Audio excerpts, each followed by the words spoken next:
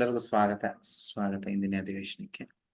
So ಇವತ್ತು ಶ್ರೀ ಚೈತನ್ಯ ಚರಿತಾಮೃತ ಆದಿಲೀಲ 5ನೇ ಅಧ್ಯಾಯ 41ನೇ ಶ್ಲೋಕವನ್ನ ಮುಂದುವರಿಸ್ತಾ ಇದೆ. ಅಂದ್ರೆ ಇಲ್ಲಿ ಚರ್ಚೆ ಅನ್ನೋದು ಆಗ್ತಾ ಇತ್ತು, ಮಾಯವಾದ ತತ್ವ ಮತ್ತೆ ವೈಷ್ಣವದ ತತ್ವ ಯಾವ ರೀತಿ ಇದೆ, ಮತ್ತೆ ಇದೆಲ್ಲದರ ಮೂಲ ಕಾರಣ ಏನು, ಈ ಒಂದು ಚತುರ್ವ್ಯೂಹ ದಿವ್ಯವಾದದ್ದ ಇಲ್ವಾ ಭೌತಿಕನ ಅನ್ನೋದು. ಸೊ ಮಾಯವಾದದ ತತ್ವದಲ್ಲಿ ಅದು ಭೌತಿಕ ಅನ್ನೋದು ಪರಿಗಣಿಸಲಾಗಿರುತ್ತೆ. ಆದ್ರೆ ಇಲ್ಲ ಅಂದ್ರೆ ಅದನ್ನ ಪದಗಳನ್ನ ಬದಲಾಯಿಸಿ ಹೇಳಲಾಗುತ್ತೆ. ಯಾವ ರೀತಿ ಅಂದ್ರೆ ವಾಸುದೇವ ಅಂದ್ರೆ ಪರಮಾತ್ಮ, ಸಂಕರ್ಷ ಅಂದ್ರೆ ಜೀವ, ಮತ್ತೆ ಅನಿರುದ್ಧ ಪ್ರದ್ಯುಮ್ನ ಅಂದ್ರೆ ಮನಸ್ಸು ಅಹಂಕಾರ ಅನ್ನೋ ರೀತಿಯಲ್ಲಿ ಹೇಳಲಾಗಿರುತ್ತೆ. ಆದ್ರೆ ಇದು ಆ ರೀತಿ ಅಲ್ಲ ಅನ್ನೋದನ್ನ ವಾದಿಸೋದಕ್ಕೆ ಹಲವಾರು ಉಲ್ಲೇಖಗಳು, ಹಲವಾರು ಶಾಸ್ತ್ರಗಳಿಂದ ತೋರಿಸಿ ನಮಗೆ ಇದನ್ನ ರುಜುವಾತವನ್ನು ಮಾಡ್ತಿದ್ರು. Clear? Yes. The scriptures completely deny the birth or production of the living entity. Deny the birth or production of the living entity. Okay. In the Parama Samhita, it is described that material nature which is used for others' purposes is factually inert and always subject to transformation. So ಇದನ್ನ ನಾವು ಇಲ್ಲಿದೆಯಾ? ಇಲ್ಲ. ಭಗವದ್ಗೀತೆಯಲ್ಲಿ ನೋಡ್ಬೋದು. ಭೌತಿಕ ಅನ್ನೋದು 6 ತರದ ಬದಲಾವಣೆಗಳು ಅನ್ನೋದು ಆಗುತ್ತೆ. ಕರೆಕ್ಟ್? ಬಟ್ ಆಧ್ಯಾತ್ಮಿಕದಲ್ಲಿ ಆ ಬದಲಾವಣೆಗಳು ಅನ್ನೋದು ಇರೋದಿಲ್ಲ. 6 ಬದಲಾವಣೆಗಳು ಯಾವ್ಯಾವುದು ಯಾರಿಗಾದ್ರೂ ಗೊತ್ತಾ? ಒಂದು ಮೊದಲು ಬರ್ತ್, ಹುಟ್ಟುವಂಥದ್ದು, ನಂತರ ಸ್ವಲ್ಪ ಬೆಳೆಯುವಂಥದ್ದು, ಬರ್ತ್, ಗ್ರೋತ್, ನಂತರ ನೆಕ್ಸ್ಟ್ ಇರುವಿಕೆ, ಕೆಲವೊಂದು ಕಾಲ ಇರುವಿಕೆ, ನಂತರ ಬೈ ಪ್ರಾಡಕ್ಟ್. ಬೈ ಪ್ರಾಡಕ್ಟ್ ಅಂದ್ರೆ ಏನು? ಆ ಒಂದು ಇದರಿಂದ ಇನ್ನೊಂದು, ಉದಾಹರಣೆಗೆ ಗಿಡ ತಗೊಳ್ಬೋದು, ವ್ಯಕ್ತಿ ತಗೊಳ್ಬೋದು, ನಾಯಿ ತಗೊಳ್ಬೋದು, ಏನೇ ತಗೊಳ್ಳಿ ಅದರಿಂದ ಒಂದು ಬೈ ಪ್ರಾಡಕ್ಟ್ ಅಂತ ಬರುತ್ತೆ. ಕರೆಕ್ಟ್? So by product. ನಂತರ ಡ್ವೆಂಡ್ಲಿಂಗ್ ಅಂದ್ರೆ ಕ್ಷೀಣಿಸ್ತಾ ಹೋಗುವಂಥದ್ದು. 6ನೇದು ಏನಂತಾರೆ ಅದನ್ನ ಆಬ್ಲಿವಿಷನ್ ಅಂತಾರೆ. ಇದಕ್ಕೆ ಎಲ್ಲಿಂದ ಏನದು ಧೂಳಿಗೆ, ಅಗ್ನಿಗೆ, ಮಣ್ಣಿಗೆ ವಾಪಸ್ ಹಿಂತಿರುಗಿ ಹೋಗ್ಬಿಡುತ್ತೆ. ಸೊ ಪ್ರತಿಯೊಂದು ಭೌತಿಕ ವಸ್ತುನು ಅಷ್ಟೇ, ಒಂದು ಪಂಚಭೂತಗಳಿಂದ ಸೃಷ್ಟಿ ಅನ್ನೋದಾಗುತ್ತೆ, ಮತ್ತೆ ಪಂಚಭೂತಗಳಿಗೆ ಹೊರಟೋಗುತ್ತೆ. ಕ್ಲಿಯರ್? ಅರ್ಥ ಆಗ್ತಿದೆ? ನಮ್ಮ ದೇಹದ ರಚನೆ ಪಂಚಭೂತಗಳಿಂದ ಆಗಿದೆ. ಈ ಪಂಚಭೂತಗಳನ್ನ ಸುಟ್ಟಾಕ್ತೀವಿ. ಸೊ ಅದೆಲ್ಲವೂ ಪಂಚಭೂತಗಳಲ್ಲಿ ಐಕ್ಯವಾಗುತ್ತೆ. ಈ ರೀತಿ ಬದಲಾವಣೆ, ಟ್ರಾನ್ಸ್ಫಾರ್ಮೇಶನ್ ಅನ್ನೋದು ಆಗ್ತಾ ಇರುತ್ತೆ. ಭೌತಿಕ ಅಂದ್ರೆ ಆಧ್ಯಾತ್ಮದಲ್ಲಿ ಆ ಬದಲಾವಣೆಗಳು ಇರೋದಿಲ್ಲ. The field of material nature is the arena of the activities of fruitive actors. And since the material field is externally related with the Supreme Personality of Godhead, it is also eternal. Clear?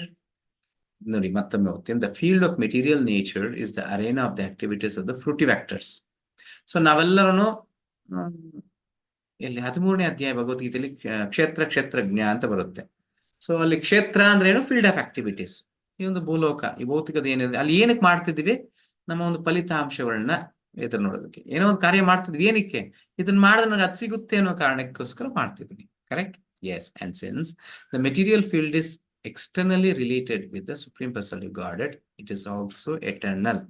ಆದ್ರೆ ಅದೇ ಭೌತಿಕ ಪ್ರಕೃತಿ ಅಂತೀವಿ. ಆ ಪ್ರಕೃತಿನೂ ಭಗವಂತನಿಗೆ ಸಂಬಂಧಪಟ್ಟಿರೋದ್ರಿಂದ ಅದು ಶಾಶ್ವತವಾದದ್ದೇ. 5 ಅಂಶಗಳಿದೆ ಭಗವದ್ಗೀತೆಯಲ್ಲಿ. ಯಾವ್ಯಾವ್ದು ಯಾರಾದ್ರೂ ಹೇಳ್ತೀರಾ? 5 ಅಂಶಗಳು ಯಾವ್ಯಾವ್ದು?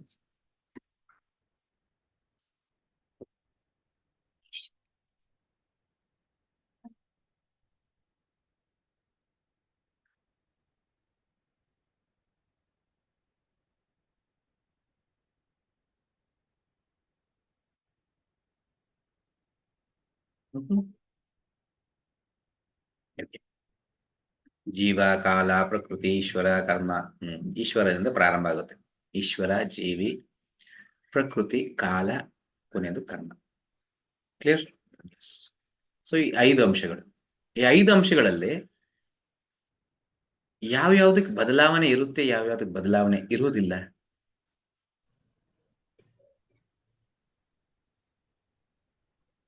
ಕರ್ಮ ಮಾತ್ರ ಬದಲಾಗಲ್ಲ ಪ್ರಭು. ಕರ್ಮ ಮಾತ್ರ ಬದಲಾಗತ್ತೆ, ಮಿಕ್ಕಿದ್ ಯಾವ್ದು ಬದಲಾಗಲ್ಲ. ಉಲ್ಟಾ ಹೇಳ್ಬಿಟ್ರೆ ಓಕೆ. ಕರ್ಮ ಮಾತ್ರ ಬದಲಾಯಿಸೋದಕ್ಕೆ ಸಾಧ್ಯ, ಮಿಕ್ಕಿದ್ ಯಾವ್ದು ಆಗಲ್ಲ. ಕ್ಲಿಯರ್? ಈಶ್ವರ ಬದಲಾವಣೆ ಆಗಲ್ಲ, ಜೀವಿಯ ಬದಲಾವಣೆ ಆಗಲ್ಲ, ಪ್ರಕೃತಿ ಶಾಶ್ವತವಾದುದು, ಅದನ್ನ ಇಲ್ಲಿ ಹೇಳಲಾಗಿದೆ. ಅದರಲ್ಲ ಬದಲಾವಣೆ ಅನ್ನೋದು ಇಲ್ಲ, ಎಟರ್ನಲ್. ಕ್ಲಿಯರ್? ಎಸ್. ಪ್ರಕೃತಿ ಯಾಕಂದ್ರೆ ಅದು ಭಗವಂತನ ಶಕ್ತಿ ಆಗಿರುತ್ತೆ. ಮತ್ತೆ ಕಾಲ ಸಾಧ್ಯನೇ ಇಲ್ಲ, ಸಾಕ್ಷಾತ್ ಕೃಷ್ಣನೇ, ಅದರ ಬದಲಾವಣೆ ಇಲ್ಲ. ಇನ್ನು ಕರ್ಮ ಮಾತ್ರ ಆಗುತ್ತೆ. ನಮ್ಮ ಕರ್ಮಗಳನ್ನ ಭಕ್ತಿಯಿಂದ ಅದನ್ನ ಬದಲಾಯಿಸ್ಕೊಳ್ಬಹುದು. S. In every samhita, the jiva, living entity, has been accepted as eternal. And in the Pancharatras, the birth of the jiva is completely denied. ಅರ್ಥ ಆಗ್ತದೆ ಅನ್ಸುತ್ತೆ ಇವಾಗ. ಎಲ್ಲ ಶಾಸ್ತ್ರಗಳನ್ನು ಜೀವಿನ ಶಾಶ್ವತ ಅಂತ ಹೇಳಲಾಗಿದೆ. ಈ ಒಂದು ಪಂಚರಾತ್ರದಲ್ಲೂ ಅಷ್ಟೇ ಖಂಡಿತ ಜೀವಿಗೆ ಹುಟ್ಟು ಅನ್ನೋದು ಇಲ್ಲ. ಹುಟ್ಟಿಲ್ಲ ಅಂದ್ರೆ ಸಾವಿಲ್ಲ. ಕ್ಲಿಯರ್? ಎಸ್. ಎನಿಥಿಂಗ್ ಭೌತಿಕದ ವಿಚಾರಣೆಗಳಲ್ಲಿ ಕೇಳಿಸ್ಕೊಳ್ಳೋದು ಬೇರೆ, ಈ ಚೈತನ್ಯ ಚರಿತಾಮೃತದ ವಿಚಾರಣೆಗಳಲ್ಲಿ ಕೇಳಿಸ್ಕೊಳ್ಳೋದು ಬೇರೆ. ನಮಗೆ ಹುಟ್ಟು ಸಾವು ಇದೆ ಅಂತ ನಮ್ಮೊಂದು ಅರ್ಥ, ಕರೆಕ್ಟ್? ಅದು ದೇಹಕ್ಕೆ, ಆತ್ಮಕ್ಕಲ್ಲ. ಸೊ ಇಲ್ಲಿ ಆತ್ಮದ ಒಂದು ದೃಷ್ಟಿಯಲ್ಲಿ ಅದಕ್ಕೆ ಹುಟ್ಟು ಅನ್ನೋದು ಇಲ್ಲ. Clear? Anything that is produced must also be annihilated. ಆದ ಕಾರಣ ಯಾವುದಕ್ಕಾದ್ರೂ ಹುಟ್ಟು ಇದೆ ಅಂದ್ರೆ ಖಂಡಿತ ಅದಕ್ಕೆ ಸಾವು ಅನ್ನೋದು ಇರಬೇಕು.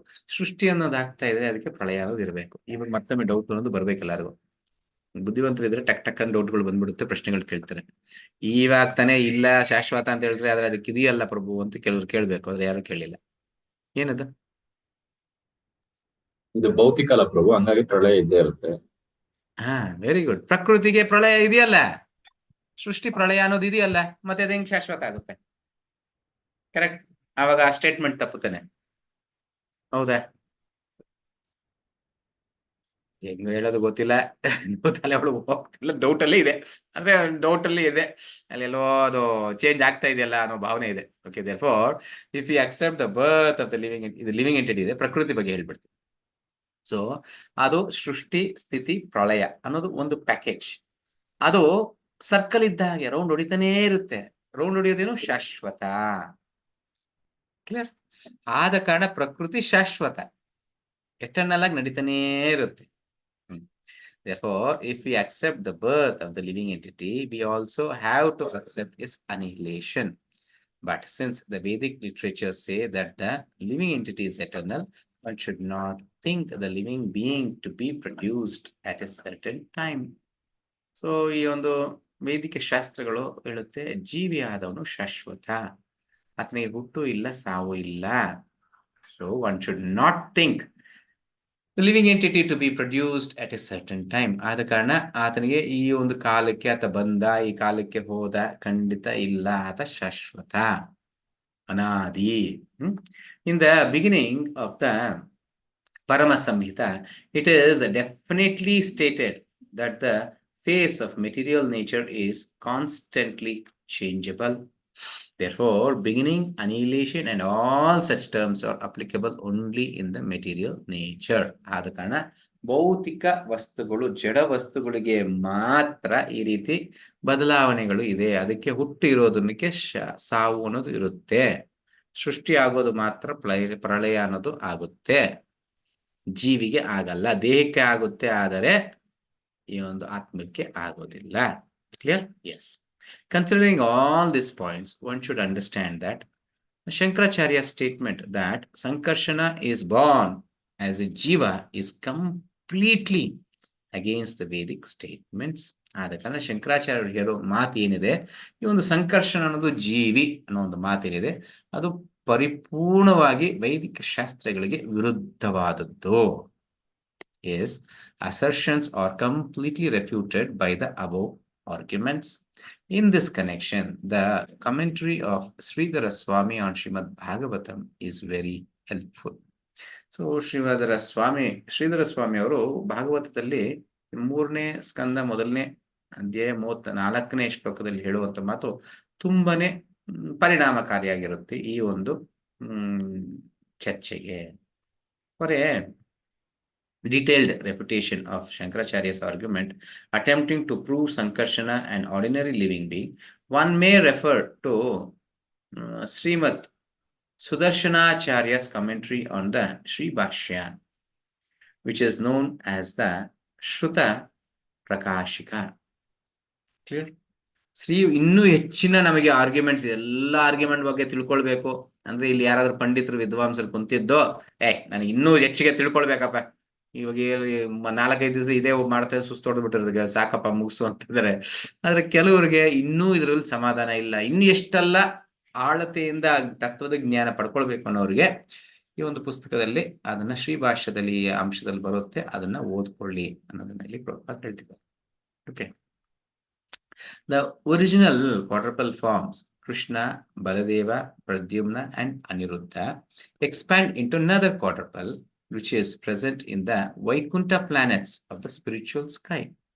ಸೊ ಈ ರೀತಿ ಕೃಷ್ಣ, ಬಲರಾಮ, ಪ್ರದ್ಯುಮ್ನ, ಅನಿರುದ್ಧ ಆಧ್ಯಾತ್ಮಿಕ ಲೋಕದಲ್ಲೂ ಅವರು ವಿಸ್ತರಣೆ ಅನ್ನೋದು ಆಗುತ್ತೆ. ಮೊದಲನೇ ಚತುರ್ವ್ಯೂಹ. Okay, therefore the quadruple forms in the spiritual sky are the second manifestation of the original quadruple in Dwaraka. So ಇದು ಎರಡನೇ ವಿಸ್ತರಣೆ ಅಂತಿದ್ದಾರೆ. ಸೊ ಇದು ದ್ವಾರಕದಲ್ಲಿ ಆಗುವಂಥದ್ದು. As explained above, Vasudeva, Sankarshana, Pradyumna and Aniruddha are all changeless. So ಈ ಮೊದಲು ಇಷ್ಟು ದಿವಸ ನಾವು ಚರ್ಚೆ ಮಾಡಿರೋ ತರ ವಾಸುದೇವ, ಸಂಕರ್ಷಣ, ಪ್ರದ್ಯುಮ್ನ, ಅನಿರುದ್ಧ ಅನ್ನೋರು ಬದಲಾವಣೆ ಇಲ್ಲದೆ ಇರೋದು, ಕೃಷ್ಣನಿಂದ ಆಗುವಂತ ವಿಸ್ತರಣೆಗಳು. Transcendental plenary expansions of the supreme lord who have no relation to the material modes. So ಈ ಒಂದು ವಿಸ್ತರಣೆಗಳಿಗೆ ಭೌತಿಕದ ಒಂದು ಗುಣಗಳ ಲೇಪ ಅನ್ನೋದು ಇಲ್ಲ. The Sankarshana form in the second quadruple is not only a representation of Balarama but also the original cause of the causal ocean. Okay, fine. ನಾನು ಎರಡನೇದು ಅಂದ್ರೆ ಅವರು ಮೊದಲನೇದು ಅಂದ್ರೆ ಅವ್ರು ಎರಡನೇದು ಅಂತ ಇಲ್ಲಿ ಬಂದಿದೆ. ಸೊ ಎರಡನೇದು ಅಂದ್ರೆ ನಾರಾಯಣ್ ಯಾವ ರೀತಿ ಹೇಳೋದ, ಇಲ್ಲೆಲ್ಲೋ ಒಂಚೂರು ತಪ್ಪಾಗ್ತದೆ, ಕ್ಲಾಶ್ ಆಗ್ತದೆ, ಅರ್ಥ ಆಗ್ತಾ ಇಲ್ಲ ನನಗೆ.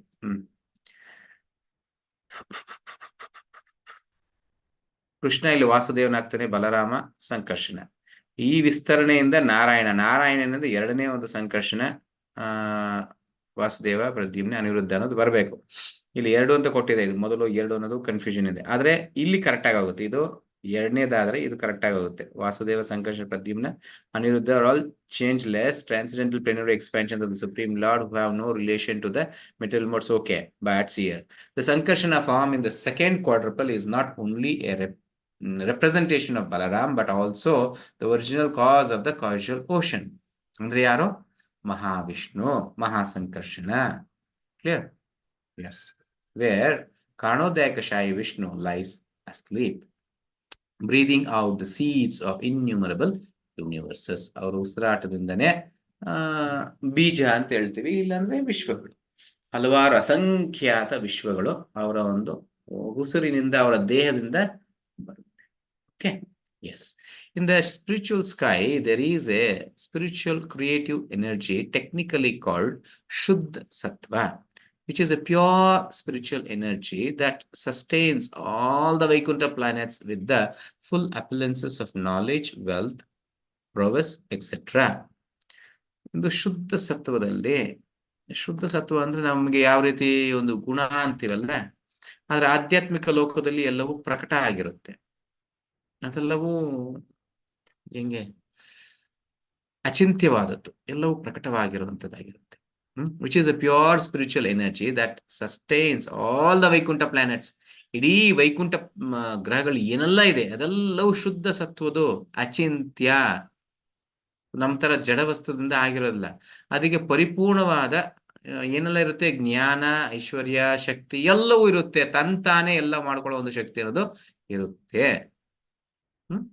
All these actions of Shuddha Sattva display the potencies of Mahasankarshana, who is the ultimate reservoir of all individual living entities who are suffering in the material world. So, ಎಲ್ಲ ಜೀವರಾಶಿಗಳು ಎಲ್ಲಿರ್ತಾರೆ, ಆಕ್ಚುಲಿ ಒಂದು ಮಹಾಸಂಕರ್ಷಣದಲ್ಲಿ ಐಕ್ಯವಾಗಿರ್ತಾರೆ.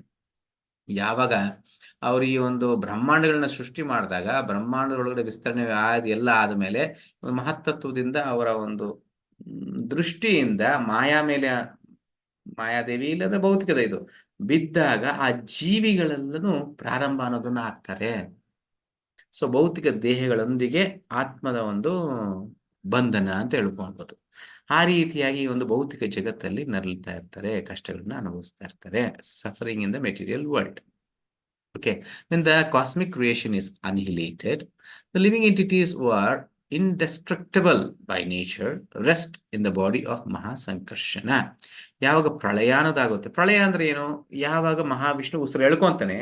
ಅಸಹಾಯಕ ಸ್ಥಿತಿಯಿಂದ ಎಲ್ಲರೂ ಏನ್ ಮಾಡ್ತಾರೆ, ಮಹಾವಿಷ್ಣುವಿನ ದೇಹದೊಳಗೆ ಆಯ್ಕೆ ಆಗ್ತಾರೆ. ಕ್ಲಿಯರ್? ಅಲ್ಲೇ ಇರ್ತಾರೆ ಎಷ್ಟು ಕಾಲ, ಮತ್ತೆ ಉಸಿರು ಬಿಡೋವ್ರ ಕಾಲ. ಅಂದ್ರೆ ಅದು ಬಿಸಿರು ಬಿಡೋದು ಯಾವಾಗ, ಬ್ರಹ್ಮನ ಒಂದು ಆಯುಸ್ಸು 100 ವರ್ಷಗಳು.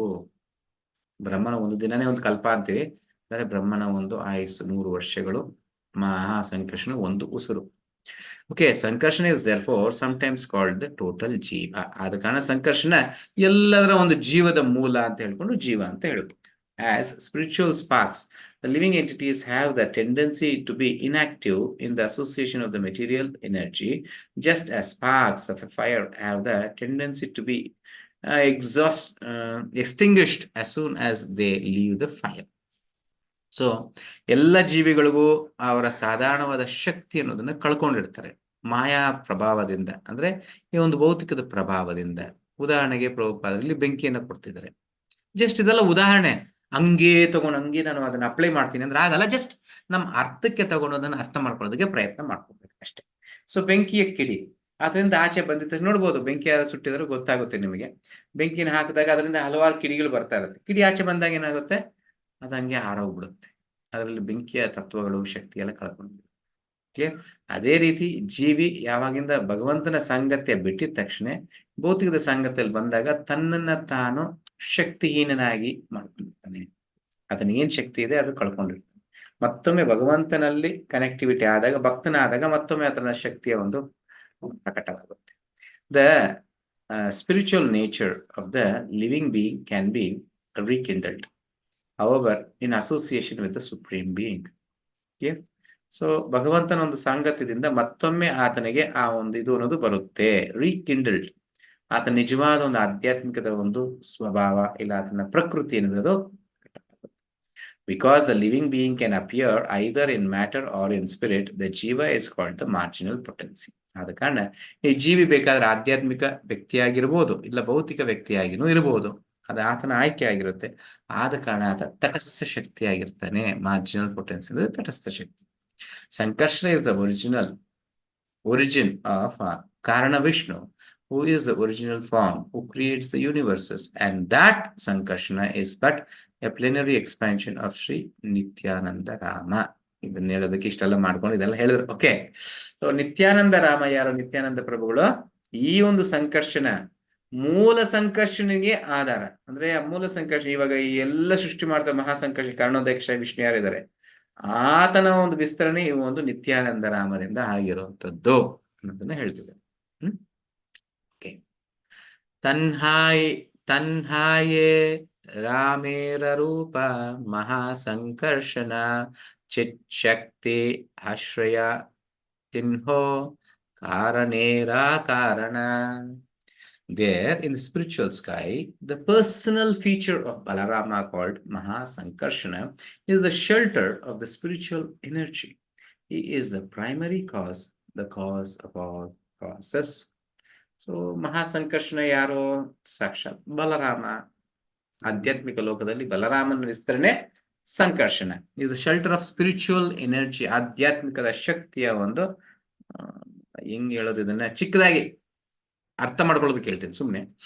ಯಾವ ರೀತಿಯಲ್ಲಿ ಮಹಾವಿಷ್ಣು ಉಸಿರು ಬಿಟ್ಟಾಗ ಎಲ್ಲ ಭೌತಿಕ ಗ್ರಹಗಳು ಬರುತ್ತೆ, ಬ್ರಹ್ಮಾಂಡಗಳು ಆತನಿಂದ ಬರುತ್ತೆ, ಅದೇ ರೀತಿನೇ ಆಧ್ಯಾತ್ಮಿಕ ಲೋಕದಲ್ಲಿ ಮಹಾಸಂಕರ್ಷನಿಂದನೇ ಎಲ್ಲಾ ವೈಕುಂಠ ಲೋಕಗಳ ಒಂದು ಸೃಷ್ಟಿ ವಿಸ್ತರಣೆ ಸಂದನಿ ಶಕ್ತಿಯಿಂದ ಆಗುವಂಥದ್ದು. ಕ್ಲಿಯರ್? ಆದ ಕಾರಣ ಇಸ್ ದ ಪ್ರಿಮೇಬಲ್ ಕಾಸ್. ಆದ ಕಾರಣ ಎಲ್ಲಾ ಕಾರಣಗಳ ಕಾರಣಕರ್ತನೋ ಆತನೇ. ಓಕೆ, ಚಿಚ್ಛಕ್ತಿ ವಿಲಾಸ ಏಕ ಶುದ್ಧ ಸತ್ವ ನಾಮ ಶುದ್ಧ ಸತ್ವ ಮಯಾಯತ ವೈಕುಂಠಾದಿ ಧಾಮ. One variety of the pastimes of the spiritual energy is described as pure goodness, Vishuddha Sattva. It comprises all the abodes of Vaikuntha. So ಆ ಒಂದು ಶುದ್ಧ ಸತ್ವದ ಒಂದು ಏನು ಹೇಳೋದ ವಿಸ್ತರಣೆ ಇಲ್ಲ ಲೀಲೆ ಪ್ರತಿಯೊಂದು ಯಾವ ರೀತಿ ಬೇಕಾ ತಗೊಳ್ಬೋದು. One variety of the past times of the spiritual energy so ಆವಾಗಲೇ ಹೇಳಿದೆ, ಆಧ್ಯಾತ್ಮಿಕ ಪ್ರತಿಯೊಂದಕ್ಕೂ ತನ್ನದೇ ಆದ ಮಾಡ್ಕೊಳ್ಳೋ ಒಂದು ಶಕ್ತಿ ಅನ್ನೋದು ಇರುತ್ತೆ. ಅದು ವಿಸ್ತರಣೆ ಮಾಡ್ಕೊಳ್ಬೋದು, ಕ್ಷೀಣಿಸ್ಕೊಳ್ಬೋದು, ಹೆಂಗ್ ಬೇಕಾದ್ರೂ ಇರ್ಬೋದು. ಆ ಒಂದು ಇದನ್ನ ಎಲ್ಲ ವೈಕುಂಠ ಲೋಕಗಳಿಗೂ ಇರುತ್ತೆ. ಆ ಶಕ್ತಿ ಈ ಒಂದು ಶುದ್ಧ ಸತ್ವದ ಶಕ್ತಿಯಿಂದ ಆಗುವಂಥದ್ದು. ಓಕೆ. ಷಡ್ ವಿಧೈಶ್ವರ್ಯ ತನ್ಹಾ ಸಕಲ ಚಿನ್ಮಯ ಸಂಕರ್ಷಣೇರ ವಿಭೂತಿ ಸಭಾ ಜಾನೀಹ ನಿಶ್ಚಯ. The 6 attributes of all spiritual known for certain that they are all manifestations of the appellants of Sankarshana. 6 ಗುಣಗಳು ಏನಿದೆ ಪರಿಪೂರ್ಣವಾಗಿ ಭಗವಾನ್ ಅಂದಾಗ 6 ಗುಣಗಳು ಹೇಳ್ತೀವಲ್ಲ, 6 ಗುಣಗಳ ಮೂಲ ಎಲ್ಲಿಂದ ಅಂದ್ರೆ ಸಂಕರ್ಷಣೆಯಿಂದನೇ ಬರುತ್ತೆ. ಜೀವನಾಮ ತಟಸ್ಥಾಖ್ಯ ಏಕಶಕ್ತಿ ಹಯ ಮಹಾಸಂಕರಣ ಸಭಾ ಜೀವೇರ ಆಶ್ರಯ. There is one marginal potency known as the jiva. ಒಂದೇ ಒಂದು ಈ ಒಂದು ತಟಸ್ಥ ಶಕ್ತಿ ಅನ್ನೋದು ಅದು ಜೀವಿ. ಮಹಾಸಂಕರ್ಷಣೆ ಶೆಲ್ಟರ್ ಆಫ್ ಆಲ್ ಜೀವಸ್. ಆ ಮಹಾಸಂಕರ್ಷಣೆ ಎಲ್ಲ ಜೀವಿಗಳ ಒಂದು ಆಶ್ರಯದಾತನು. ಎನ್ಹ ಐತೆ ವಿಶ್ವೋತ್ಪತ್ತಿ ಎನ್ಹತೆ ಪ್ರಳಯ ಸೈ ಪುರುಷೇರ ಸಂಕರ್ಷಣ ಸಮಾಶ್ರಯ.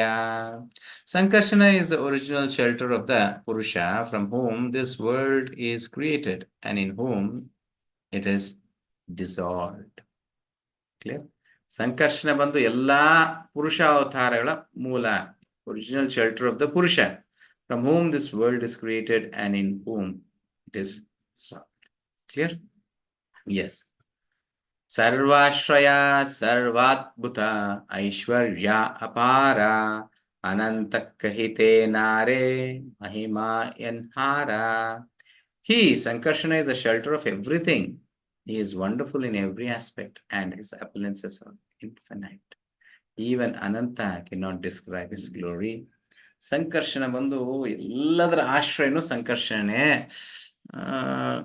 ಮತ್ತೆ ಅದ್ಭುತವಾದದು, ಅಸಂಖ್ಯಾತ ಶಕ್ತಿಗಳನ್ನ ಹೊಂದಿದ್ದಾನೆ, ಲೀಲೆಗಳನ್ನ ಮಾಡಿದ್ದಾನೆ ಎಲ್ಲ.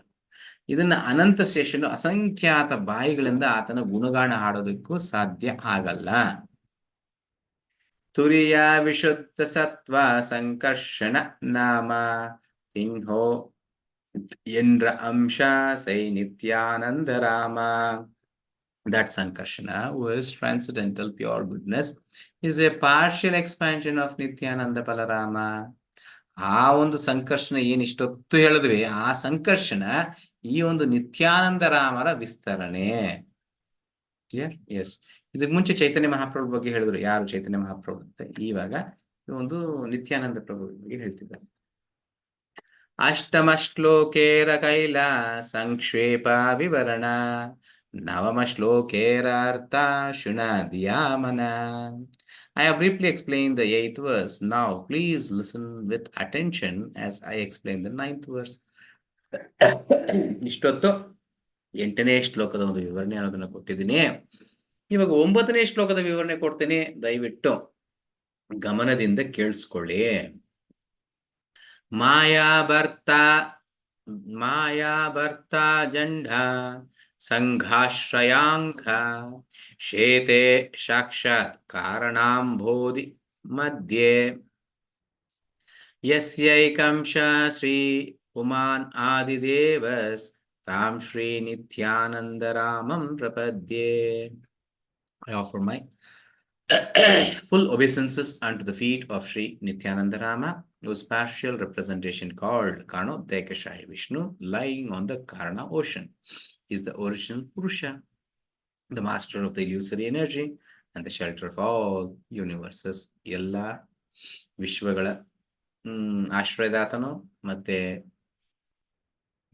ಭೌತಿಕ ಈ ಒಂದು ಭ್ರಮೆಗೆ ಅಧಿಪತಿ ಮತ್ತೆ ಎಲ್ಲ ಪುರುಷರ ಮೂಲ ಯಾರು ಈ ಒಂದು ಕಾರಣ ಸಾಗರದಲ್ಲಿ ಮಲಗಿರುವಂತಹ ಕಾರಣೋದಯಕಶಾಯ ವಿಷ್ಣು ಯಾರು, ಆತ ನಿತ್ಯಾನಂದ ರಾಮರ ರೆಪ್ರೆಸೆಂಟೇಷನ್ ಪ್ರತಿನಿಧಿ. ಇಲ್ಲಂದ್ರೆ ಪಾರ್ಷಿಯಲ್ ಅಂದ್ರೆ ಸ್ವಲ್ಪ ಮಟ್ಟಿಗೆ ಆತನ ಶಕ್ತಿ ಅಂತ ತಿಳ್ಕೊಂಡು, ಇಲ್ಲ ವಿಸ್ತರಣೆ ಅಂತ ತಿಳ್ಕೊಂಡು. ಓಕೆ.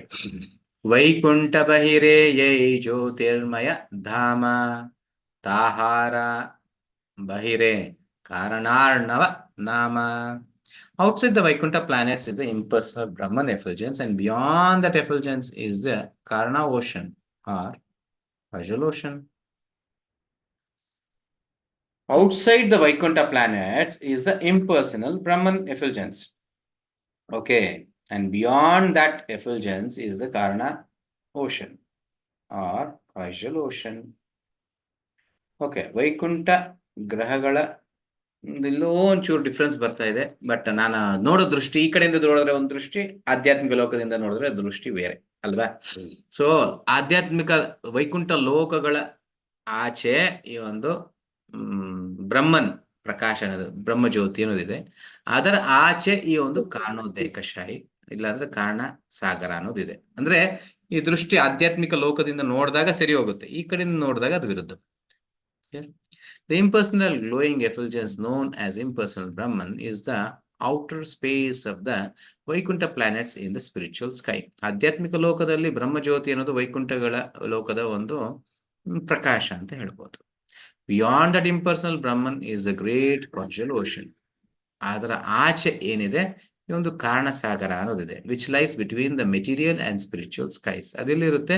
ಆಧ್ಯಾತ್ಮಿಕ ಲೋಕ ಮತ್ತೆ ಭೌತಿಕ ಲೋಕಗಳ ಮಧ್ಯದಲ್ಲಿರುತ್ತೆ. The material nature is a by product of this causal ocean. ಈ ಒಂದು ಭೌತಿಕದ ಒಂದು ಜಗತ್ತು ಏನಿದೆ ಈ ಒಂದು ಕಾರಣ ಸಾಗರದ ಬೈ ಪ್ರಾಡಕ್ಟ್ ಇದ್ದ ಹಾಗೆ. ಬೈ ಪ್ರಾಡಕ್ಟ್ ಕನ್ನಡದಲ್ಲಿ ಏನ್ ಹೇಳೋಣ?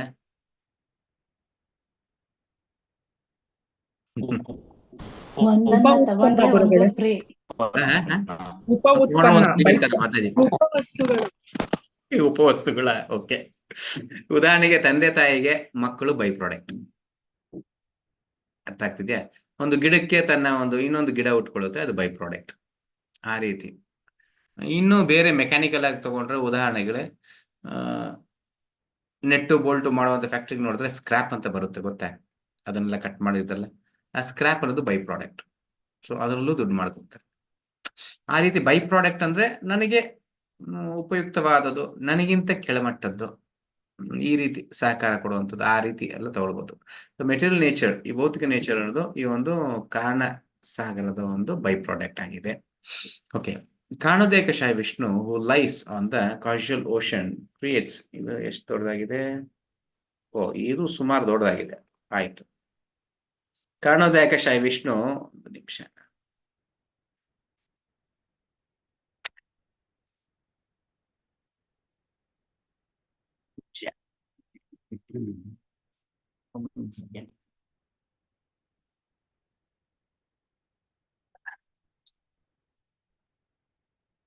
Okay, Karanodayakashayi Vishnu, who lies on the causal ocean, creates the universes merely by glancing upon material nature. Therefore, Krishna personally has nothing to do with the material creation. So, ಈ ಒಂದು ಕಾರಣೋದಯಕಶಾಹಿ ವಿಷ್ಣುವಿನ ದೃಷ್ಟಿಯಿಂದ ಈ ಒಂದು ಭೌತಿಕದ ಸೃಷ್ಟಿ ಅನ್ನೋದಾಗುತ್ತೆ. ಆದ ಕಾರಣ ಕೃಷ್ಣನಿಗೂ ಈ ಒಂದು ಭೌತಿಕ ಸೃಷ್ಟಿಗೂ ಯಾವುದೇ ಒಂದು ಸಂಬಂಧ ಅನ್ನೋದಿಲ್ಲ. ಸಂಬಂಧ ಇಲ್ಲ, ಸಂಬಂಧನೇ ಇಲ್ಲ ಅನ್ನೋದಲ್ಲ, ಸಂಬಂಧ ಇದೆ. ಯಾಕಂದ್ರೆ ಎಲ್ಲನೂ ಕೃಷ್ಣನೇ. ಕಾರಣೋದಯಕಶಾಹಿ ವಿಷ್ಣು ಅಂದ್ರೂ ಕೃಷ್ಣನೇ. ಬಟ್ ಈ ಒಂದು ಸೃಷ್ಟಿಯ ಮೂಲದಲ್ಲಿ ನೋಡಿದ್ರೆ ಭೌತಿಕದಲ್ಲಿ ಯಾವತ್ತೂ ಕೃಷ್ಣನು ತನ್ನ ಕಾರ್ಯಗಳು ಇರೋದಿಲ್ಲ. ಕ್ಲಿಯರ್? ಇವಾಗ ಉದಾಹರಣೆಗೆ ದೊಡ್ಡ ಒಂದು ಕಂಪನಿ ತಗೊಂಡ್ರೆ ಆ ಕಂಪನಿಯಲ್ಲಿರೋ ಒಂದು CEO ಆಗಿರ್ಬೋದು, ಇಲ್ಲಾಂದ್ರೆ ಓನರ್ ಯಾರಿದ್ದಾರೆ ಅವರೆಲ್ಲ ತರದ ಒಂದು ಕಾರ್ಯದಲ್ಲಿ ಬರೋದಿಲ್ಲ. ಬದಲಿಗೆ ಅಲ್ಲಿ ಮ್ಯಾನೇಜರ್ಗಳು ಅವರು ಇವರು ಎಲ್ಲ ಇರ್ತಾರೆ, ಅವರೆಲ್ಲ ಆ ಕಾರ್ಯಗಳನ್ನ ಮಾಡ್ತಿರ್ತಾರೆ. ಕರೆಕ್ಟ್? ಅದೇ ರೀತಿ ಕೃಷ್ಣನು ಇಲ್ಲಿ ಕೃಷ್ಣನಿಗೆ ಇದಕ್ಕೂ ಸಂಬಂಧ ಇಲ್ಲ ಅಂತ ಹೇಳ್ತಿದ್ದಾರೆ. The Bhagavad Gita confirms that the Lord glances over material nature and thus she produces the many material universes. Bhagavad Gita ಏನು ಹೇಳುತ್ತೆ? ಭಗವಂತನ ದೃಷ್ಟಿ ಈ ಒಂದು ಮಹತ್ತತ್ವದ ಮೇಲೆ ಬಿದ್ದಿದ ತಕ್ಷಣನೇ ಅದು ಈ ರೀತಿ ಭೌತಿಕದ ವಿಶ್ವಗಳು ಅನ್ನೋದು ಸೃಷ್ಟಿಯಾಗುತ್ತೆ. Neither Krishna in Goloka nor Narayana in Vaikuntha comes directly in contact with the material creation. ಆದ ಕಾರಣ ನಾರಾಯಣನಾಗಿರ್ಬೋದೋ ಇಲ್ಲ ಕೃಷ್ಣನಾಗಿರ್ಬೋದೋ ಯಾವುದೇ ಕಾರಣಕ್ಕೂ ಈ ಒಂದು ಭೌತಿಕದ ಸ್ಪರ್ಶಕ್ಕೆ ಬರೋದಿಲ್ಲ. Clear? Yes, they are completely aloof from the material energy. ಒಂದು ಭೌತಿಕದ ಗುಣಗಳಿಂದ ಪರಿಪೂರ್ಣವಾಗಿ ಅವರು ಹೊರ ಇರ್ತಾರೆ, ಇಲ್ಲ ಮುಕ್ತರಾಗಿರ್ತಾರೆ ಅಂತ ಹೇಳ್ಬೋದು. It is the function of Mahasankarshana in the form of Karnodakshai Vishnu to glance over the material creation, which is situated beyond the limits of the causal ocean. It is the function of the Mahasankarshana in the form of Karnodakshai Vishnu to glance over the material creation, which is situated beyond the limits of the causal ocean. So ಇದೆಲ್ಲ ದೃಷ್ಟಿಯಲ್ಲಿ ಆಧ್ಯಾತ್ಮಿಕ ಲೋಕದಿಂದ ಆಗ್ತದೆ. Clear? So ಈ ಒಂದು ಕಾರಣೋದಯ ಕಷಾಯ ವಿಷ್ಣು ಬಂದು ಈ ಒಂದು ಕಾರಣಸಾಗರ ಏನಿದೆ, ಕಾರಣಸಾಗರದ ಆಚೆಗೆ ಆತನ ದೃಷ್ಟಿ ಅನ್ನೋದು ಬೀಳುತ್ತೆ. ಆವಾಗ ಈ ಒಂದು ಭೌತಿಕದ ಒಂದು ಸೃಷ್ಟಿ. Material nature is connected with the personality of Godhead by his glance over her and nothing more. ಆ ಮಾಯಾದೇವಿಯ ಮೇಲೆ ಆತನ ದೃಷ್ಟಿ ಅನ್ನೋದು ಬೀಳುತ್ತೆ ಹೊರತುಪಡಿಸಿ ಯಾವುದೇ ರೀತಿಯ ಸ್ಪರ್ಶ ಅನ್ನೋದು ಆಗೋದಿಲ್ಲ ಭಗವಂತನಿಗೂ ಈ ಭೌತಿಕದ ಮೇಲೆ. It is said that she is impregnated by the energy of his glance. ಆತನ ದೃಷ್ಟಿಯಿಂದ ಆಕೆ ಗರ್ಭಿಣಿಯಾಗ್ತಾಳೆ. ಯಾರೋ ಒಂದು ಪ್ರಕೃತಿ ಮಾಯಾಶಕ್ತಿ ಏನಂತ ಹೇಳ್ತೀವಿ, ಆಕೆ ಗರ್ಭಿಣಿ ಆಗ್ತಾಳೆ. ಅಲ್ಲಿಂದನೇ ಒಂದು ಸೃಷ್ಟಿ ಅನ್ನೋದು ಪ್ರಾರಂಭ. The material energy, Maya, never even touches the causal ocean. For the Lord's glance focuses upon her from a great distance away. ಅಂದರೆ ನಮ್ಮ ಭೌತಿಕದ ಒಂದು ಉದಾಹರಣೆಗೆ ಅರ್ಥ ಆಗೋ ರೀತಿಯಲ್ಲಿ ಇಲ್ಲಿ ವಿವರಣೆ ಅನ್ನೋದು ಕೊಡಲಾಗಿದೆ. ಬಹುದೂರದಿಂದನೇ ಆತನ ದೃಷ್ಟಿಯಿಂದನೇ ಆಕೆ ಗರ್ಭಿಣಿಯಾಗಿ ಈ ಒಂದು ಭೌತಿಕದ ಸೃಷ್ಟಿಯಾಗುತ್ತೆ ಹೊರತುಪಡಿಸಿ ಈ ಒಂದು ಭೌತಿಕಕ್ಕೂ ಮತ್ತೆ ಕಾರಣಸಾಗರಕ್ಕೂ ಯಾವುದೇ ಸಂಬಂಧ ಅನ್ನೋದು ಇರೋದಿಲ್ಲ. Clear? Yes. The glancing power of the Lord agitates the entire cosmic energy and thus its actions begin at once. ಯಾವಾಗ ಭಗವಂತನ ದೃಷ್ಟಿ ಬಿದ್ದಿದ ತಕ್ಷಣನೇ ಅದು ವಿಚಲಿತಗೊಂಡು ತನ್ನ ಒಂದು ಕಾರ್ಯವನ್ನು ಪ್ರಾರಂಭ ಅನ್ನೋದು ಮಾಡುತ್ತೆ. This indicates that matter, however powerful she may be, has no power by herself. ಇದರಿಂದ ಒಂದು ಅರ್ಥ ಆಗುತ್ತೆ, ಭೌತಿಕಕ್ಕೆ ಎಷ್ಟೇ ಶಕ್ತಿ ಇದ್ರೂ ಸರಿ ಆಕೆ ಸ್ವತಂತ್ರಳಲ್ಲ. ಸ್ವತಂತ್ರವಾಗಿ ಆ ಶಕ್ತಿ ಅನ್ನೋದು ಇರೋದಿಲ್ಲ. ಮಯಾ ದಕ್ಷೇಣ ಪ್ರಾಕೃತಿ ಸೂಯತೆ ಸ ಚರಾಚರಂ. Clear? Yes. Our activity begins by the grace of the Lord, and then the entire cosmic creation is manifested in a systematic way.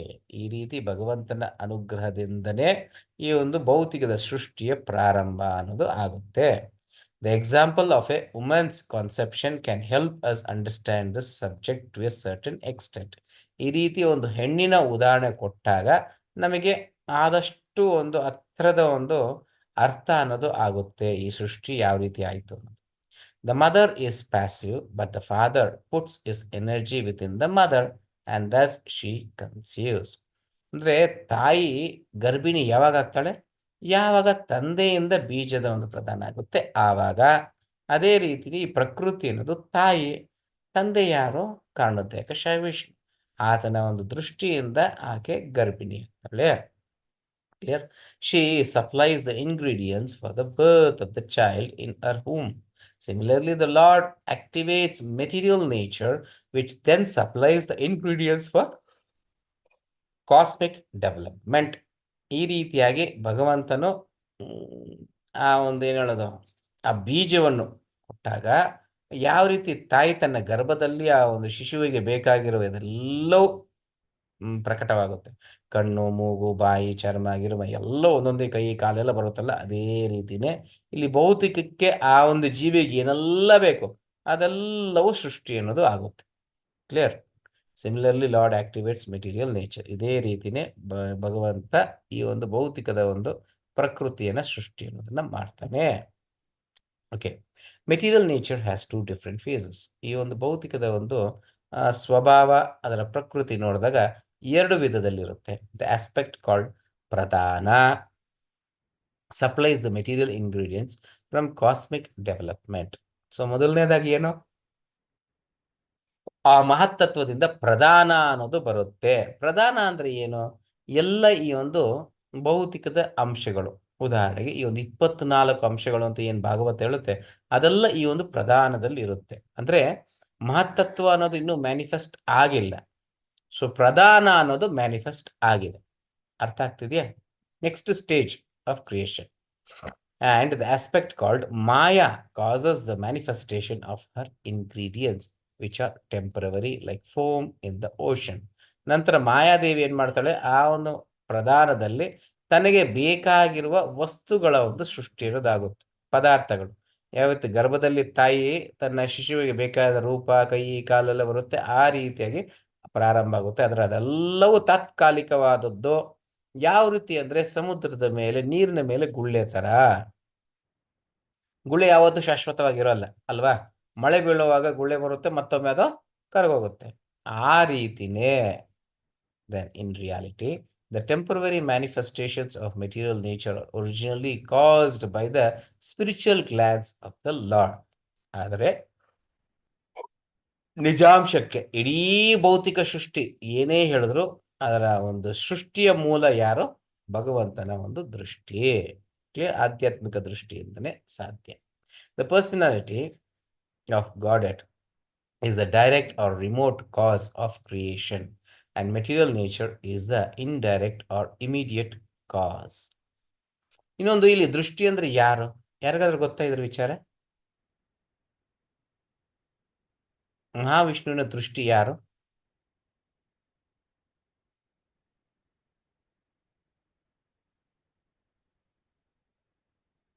ಯಾರಿಗೂ ಗೊತ್ತಿಲ್ಲ. ಓಕೆ, ಸೊ ಈ ಮಹಾವಿಷ್ಣುವಿನ ದೃಷ್ಟಿ ಯಾರು ಅಂದ್ರೆ ಅದು ಶಿವ. ಸೊ ಅದಕ್ಕೆ ಹೇಳೋದು ವಿಷ್ಣುವಿಗೂ ಶಿವನಿಗೂ ವ್ಯತ್ಯಾಸ ಇಲ್ಲ, ಇಬ್ರು ಒಂದೇ ಅಂತ ಹೇಳ್ತೀವಿ. ಆದರೂ ವ್ಯತ್ಯಾಸ ಇದೆ ಅಂತೀವಿ. ಏನು ಮೊಸರು ಅಂತೀವಿ, ಇವನ್ನ ಹಾಲು ಅಂತೀವಿ. ಯಾಕೆ ಮೊಸರು ಹಾಕ್ತಾರೆ? ಈ ಭೌತಿಕದ ಸ್ಪರ್ಶ ಇರೋದ್ರಿಂದ. ಕ್ಲಿಯರ್? ಸೊ ಅದಕ್ಕೆ ಭೌತಿಕದ ತಂದೆ ತಾಯಿ ಯಾರು ಅಂದ್ರೆ ಅದು ಶಿವ ಮತ್ತೆ ಪಾರ್ವತಿ. ದುರ್ಗಾದೇವಿ ಇಲ್ಲ ಪಾರ್ವತಿ, ಹಿಂಗಾದ್ರೆ ಹೇಳ್ಬೋದು. ಕ್ಲಿಯರ್? ಆಧ್ಯಾತ್ಮಿಕದ ನಮ್ಮ ನಿಜವಾದ ತಂದೆ ಯಾರು? ಕೃಷ್ಣ. ಅಹಂ ಬೀಜ ಪ್ರದಾಪಿತ. Okay, the personality of Godhead is the direct. ದಯವಿಟ್ಟು ಮ್ಯೂಟ್ ಅಲ್ಲಿ.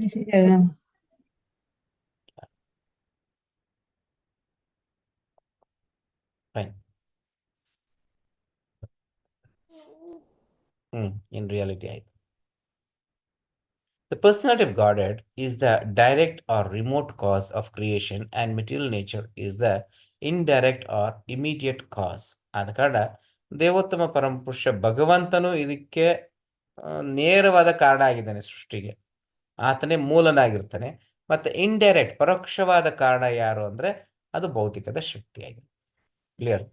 Materialistic scientists, puffed up by the magical changes their so-called inventions have brought about, cannot see the real potency of Godhead behind matter. ಈ ಒಂದು ಭೌತಿಕದ ವಿಜ್ಞಾನಿಗಳು ಎಷ್ಟೇ ಪ್ರಯತ್ನ ಮಾಡಿದ್ರು ಈ ಒಂದು ಭಗವಂತನ ಶಕ್ತಿ ಏನಿದೆ ಅದನ್ನ ಯಾರು ಅರ್ಥ ಮಾಡ್ಕೊಳ್ಳೋದಕ್ಕೆ ಸಾಧ್ಯ ಆಗಲ್ಲ. ಭೌತಿಕದಿಂದ ಅರ್ಥ ಮಾಡ್ಕೊಳ್ಳೋಕೆ ಸಾಧ್ಯ ಅಲ್ಲ, ಆಧ್ಯಾತ್ಮದಿಂದ ಮಾತ್ರ ಸಾಧ್ಯ. ಉದಾಹರಣೆಗೆ ನಾವು ಡಾಕ್ಟರ್ಗಳನ್ನ ತಗೊಳ್ಳೋಣ, ಅವ್ರೇನು ಹೇಳ್ತಾರೆ, ಹೆಂಗೆ ಒಂದು ಜೀವಿ ಬದುಕಿದೆ? ಹೃದಯ ಹೊಡ್ಕೊಳ್ಳೋದ್ರಿಂದ. ಹೃದಯ ಹೊಡ್ಕೊಳ್ಳೋದಕ್ಕೆ ಏನು ಕಾರಣ? ಅದು ಯಾರಿಗೂ ಗೊತ್ತಿಲ್ಲ. ಹೃದಯ ಹೊಡ್ಕೊಳ್ತಾ ಇದೆ, ಅದರಿಂದ ಜೀವಂತವಾಗಿದ್ದಾರೆ. ಹೃದಯ ಹೊಡ್ಕೊಳ್ಳೋದು ನಿಂತೋದ್ರಂದ್ರೆ ಸತ್ತೋಗ್ತಾರೆ, ಆ ದೇಹ ಕೆಲಸ ಮಾಡೋದು ನಿಂತೋಗುತ್ತೆ. ಆದರೆ ಆ ಹೃದಯ ಹೊಡ್ಕೊಳ್ಳೋದು ಯಾವುದರಿಂದ ಅನ್ನೋದು ಯಾರು ಕಂಡಿಡಿಲ್ಲ. ಸೊ ಯಾವ್ದ್ರಿಂದ ಅದು ಹೊಡ್ಕೊಳ್ತಾ ಇದೆ? ಯಾರಿಗಾದ್ರೂ ಗೊತ್ತಾ? ಹೃದಯ ಹೊಡ್ಕೊತಾ ಇದೆ, ಹೆಂಗ್ ಹೊಡ್ಕೊತಾ ಇದೆ? ಆ ಹೊಡ್ಕೊಳ್ಳೋ ಶಕ್ತಿ ಯಾರು ಕೊಡ್ತಾವ್ರೆ? ಭಗವಂತನ. ಸೊ ಹೃದಯದಲ್ಲಿ ಪರಮಾತ್ಮನಿದ್ದಾನೆ. ಕ್ಲಿಯರ್? ಆದ ಕಾರಣ ಆ ಶಕ್ತಿ ಇರೋದು ಬರ್ತಾ ಇದೆ. ಒಂದು ಸಲಿ ಅದು ಆಚೆ ಹೋಗಿದ ತಕ್ಷಣ, ಜೀವಿ ಆಗಿರ್ಬೋದು, ಜೀವಿ ಜೊತೆಗೆ ಪರಮಾತ್ಮ ಆಚೆ ಹೋಗಿದ ತಕ್ಷಣ ಆ ಶಕ್ತಿ ಕಳೆದೋಗುತ್ತೆ. Clear? Yes. Therefore, the jugglery of science is gradually leading people to a godless civilization at the cost of the goal of human life. ಈ ರೀತಿಯಾಗಿ ಅವರು ಈ ಒಂದು ಭೌತಿಕದ ವಿಜ್ಞಾನದ ಪ್ರಕಾರ ಹೇಳಿ ಎಲ್ಲರನ್ನ ಮರಳು ಮಾಡಿ ಗಾಡ್ಲೆಸ್ ಸಿವಿಲೈಸೇಷನ್, ಭಗವಂತನ ಇಲ್ಲದೇ ಒಂದು ಸಮಾಜವನ್ನು ಕಟ್ತಾ ಇದ್ದಾರೆ. ಇದರಿಂದ ಮನುಷ್ಯ ಜನ್ಮದ ಗುರಿ ಇಲ್ಲಾಂದ್ರೆ ಆತನ ಒಂದು ಪರಿಪೂರ್ಣತೆ ಅನ್ನೋದು ಕಳೆದೋಗ್ತಾ ಇದೆ. ನಿಜಾಂಶದ ಜೀವನ ಅನ್ನೋದು ಕಳೆದೋಗ್ತಾ ಇದೆ. Having missed the goal of life, materialist run after self sufficiency. Clear? ಅಂದ್ರೆ ಜೀವನದ ಗುರಿನೇ ತಪ್ಪೋದಾಗ ತಪ್ಪು ದಾರಿ ಹಿಡಿದವನು ಗುರಿಯಲ್ಲಿ ಮುಟ್ತಾನೆ. ಇವಾಗ ನಾನು ಇಲ್ಲಿಂದ ಬೆಂಗಳೂರಿಂದ ಮೈಸೂರಿಗೆ ಹೋಗ್ಬೇಕು ಅಂತ ತಿಳ್ಕೊಳ್ಳೋಣ. ನಾನು ಬೇರೆ ದಾರಿ ಎತ್ಕೊಂಡೆ. ಯಾವ ದಾರಿ ಎತ್ಕೊಂಡೆ? ಉದಾಹರಣೆಗೆ ಚೆನ್ನೈಗೆ ಹೋಗೋ ದಾರಿನೋ ಈ ಕಡೆ ಹೋಗೋ ದಾರಿ ತಗೊಂಡ್ಬಿಟ್ಟೆ. ತಪ್ಪದ ದಾರಿ ಹಿಡ್ದಾದ ನಂತರ ಎಷ್ಟು ಕಷ್ಟ ಗೊತ್ತು ನಾನು ಮತ್ತೊಮ್ಮೆ ಇದಕ್ಕೆ ಬರೋದಕ್ಕೆ. ಎಷ್ಟು ಹುಡುಕಾಡಿದ್ರು ನನಗೆ ಮೈಸೂರು ಸಿಗೋದೇ ಇಲ್ಲ, ಯಾಕಂದ್ರೆ ದಾರಿನೇ ತಪ್ಪಾಗಿರೋದು. ಆ ರೀತಿ ನನ್ನ ಗುರಿನೇ ತಪ್ಪಾಗೋಯ್ತು ಅನ್ನೋವಾಗ ಭೌತಿಕದಲ್ಲಿ ನಮ್ಮ ಹುಡುಕಾಟ ಅನ್ನೋದು ಹೆಚ್ಚಿಗೆ ಆಗೋಯ್ತು, ಪರದಾಟ ಅನ್ನೋದು ಹೆಚ್ಚಿಗೆ ಆಗೋಯ್ತು. ಹಲವಾರು ವಿಚಾರಗಳಲ್ಲಿ ಹಲವಾರು ರೀತಿಗಳಲ್ಲಿ ನನ್ನ ಪ್ರಯತ್ನ ಅನ್ನೋದನ್ನು ನಾನು ಮಾಡ್ತಿದ್ದೀನಿ. ಆದರೆ ನನ್ನ ಜೀವನದಲ್ಲಿ ಪರಿಪೂರ್ಣತೆ ಅನ್ನೋದು ಸಾಧಿಸಕ್ಕೆ ಸಾಧ್ಯನೇ ಇಲ್ಲ. ಯಾಕೆ? ನಾನು ತಗೊಂಡಿರೋ ಒಂದು ಹಾದಿನೇ ತಪ್ಪಾದ ಹಾದಿಯಾಗಿದೆ. Clear? Run after self sufficiency. ನೋಡಿ, ಹೆಂಗೆ ಹೇಳೋದು, ಇದು ಹಲವಾರು ಅಂಶಗಳಿದೆ. ಸೊ ನಮ್ಮ ನಿಯಮಿತ ಕರ್ಮಗಳನ್ನ ಮಾಡ್ದೇ ದೇವತೆಗಳಿಗೆ ನಾವು ಋಣಿಯಾಗಿರ್ತೀವಿ. ಅವ್ರಿಗೆ ಕೃತಜ್ಞತೆ ಸಲ್ಲಿಸ್ಕೊಂಡ್ರೆ ಸಾಕು, ಆ ಒಂದು ಜಗತ್ತು ಸಮೃದ್ಧಿ ಆಗುತ್ತೆ. ಇದನ್ನ ಭಗವದ್ಗೀತೆ 3ನೇ ಅಧ್ಯಾಯದಲ್ಲಿ ಹೇಳ್ತಾರೆ. ಅನ್ನಾದ್ ಭವಂತಿ ಭೂತಾನಿ ಪರ್ಜನ್ಯಾದ್ ಅನ್ನ ಸಂಭವ. ಇನ್ನೊಂದು ಇದರಲ್ಲಿ ಯಜ್ಞಾರ್ಥಾತ್ ಕರ್ಮಣೋನ್ಯತ್ರ ಲೋಕೋಯಂ ಕರ್ಮ ಬಂಧನ. ಅದು ಬಂಧನಕ್ಕೆ ಈಡ್ಪಡುತ್ತೆ, ಅದು ನಾವು ಮಾಡೋ ಕಾರ್ಯ ಯಜ್ಞವಾಗಿರ್ಲಿಲ್ಲ ಅಂದ್ರೆ. ದೇವತೆಗಳಿಗೆ ಸಮರ್ಪಣೆ, ಜಸ್ಟ್ ಸಮರ್ಪಣೆ ಏನು? ಕೃತಜ್ಞತೆಗಳ ಸಲ್ಲಿಸ್ಕೊಳ್ಳೋದು. ಆ ಕೃತಜ್ಞತೆ ಮೂಲನೇ ಏನು ಅಂದ್ರೆ ನಮ್ಮ ನಿಯಮಿತ ಕರ್ಮಗಳು. ಇದನ್ನ ಮಾಡ್ತಿದ್ರೆ ನಮ್ಮಲ್ಲಿ ಸಮೃದ್ಧಿ ಅನ್ನೋದು ಬೆಳೀತದೆ. ಆಗಿನ ಕಾಲದಲ್ಲಿ ನೋಡ್ಬೋದು, ಸಮೃದ್ಧಿ ಅನ್ನೋದು ಇತ್ತು. ಎಲ್ಲರೂ ಅನ್ಕೋತಾರೆ ಬಡತನದಲ್ಲಿ ಇದ್ರಲ್ಲ. ಬಡತನ ಅಲ್ಲ ರೀ, ಊಟಕ್ಕೆ ಯಾವುದೇ ಅಡ್ಡಿ ಅನ್ನೋದು ಇರಲಿಲ್ಲ. ಯಾರು ಉಪವಾಸನ ಇರೋ ಅವಶ್ಯಕತೆನೇ ಇರಲಿಲ್ಲ. ಯಾಕಂದ್ರೆ ಯಥೇಚ್ಛವಾದ ಒಂದು ಆಹಾರ, ಹಸುಗಳು, ಹಾಲು, ಮೊಸರು, ತುಪ್ಪ ಯಥೇಚ್ಛವಾಗಿತ್ತು. Clear? Yes. Not knowing that, ಎಲ್ಲಾಯ್ತು, not knowing that material nature is already self sufficient by the grace of God. ಅಂದ್ರೆ ಸೃಷ್ಟಿ ನಾವು ಮಾತ್ರ ಅಲ್ಲ, ಇನ್ನು ನಮ್ಮ ಪಾಪ್ಯುಲೇಷನ್ ಜಾಸ್ತಿ ಆಯ್ತು ಅಂತಾರಲ್ಲ, ಈ ಪಾಪ್ಯುಲೇಷನ್ ಇಲ್ಲ, ಇದಕ್ಕೆ 10ರಷ್ಟು ಪಾಪ್ಯುಲೇಷನ್ ಆದ್ರೂ ಸಫಿಷಿಯೆಂಟ್ ಆಗಿರುತ್ತೆ. ಚಿಕ್ಕದಾಗಿ ಉದಾಹರಣೆ ಹೇಳ್ತೀನಿ. ಇವಾಗ ನಾವು ವ್ಯವಸಾಯ ಮಾಡ್ತಾ ಇದ್ದೀವಿ. ಅನವಶ್ಯಕವಾದ ವ್ಯವಸಾಯಗಳು ಎಷ್ಟು ಮಾಡ್ತಾ ಇದ್ದೀವಿ, ಎಷ್ಟು ಉತ್ಪಾದನೆ ಮಾಡ್ತೇವೆ, ಬೇಡದೇ ಇರೋದನ್ನ ಎಷ್ಟು ಉತ್ಪಾದನೆ ಮಾಡ್ತಾ ಇದ್ದೀವಿ. ಉದಾಹರಣೆಗೆ ಟೊಬ್ಯಾಕೋ ಅನ್ನೋದಾಗಿರ್ಬೋದು, ಕಾಫಿ ಅನ್ನೋದಾಗಿರ್ಬೋದು, ಇಲ್ಲ ಅಂಥದ್ದು ಎಷ್ಟೋ ಕ್ಯಾಶ್ ಕ್ರಾಪ್ಸ್ ಅಂತೀವಿ. ಎಷ್ಟು ಅವಶ್ಯಕತೆ ಇಲ್ಲದೇ ಇರೋ ಮಟ್ಟಕ್ಕೆ ಅದನ್ನ ಮೀರಿ ಅದನ್ನೆಲ್ಲ ಮಾಡ್ತಿದ್ದೀವಿ.